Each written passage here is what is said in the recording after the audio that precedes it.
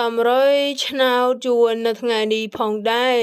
ក៏បានយកនៅលេខថ្មីចំនួន3គ្រាប់យកមកធ្វើការចែកលេខជូនទៅកាន់ពុកម៉ែបងប្អូនទាំងអស់គ្នាបើពុកម៉ែបងប្អូនពេញចិត្តនៅវីដេអូមួយនេះក៏ដូចជាចង់ទស្សនានៅរាល់តម្រុយឆ្នោតយួនថ្មីជារៀងរាល់ថ្ងៃដែលឥតគិតថ្លៃនោះ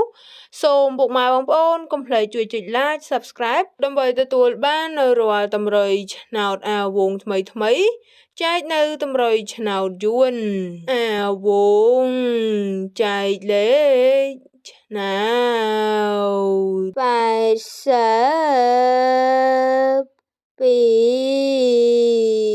អាវងចែកលេខឆ្នោត96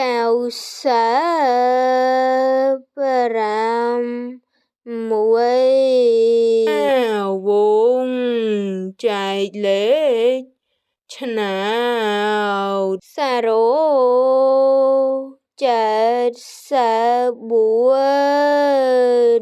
អា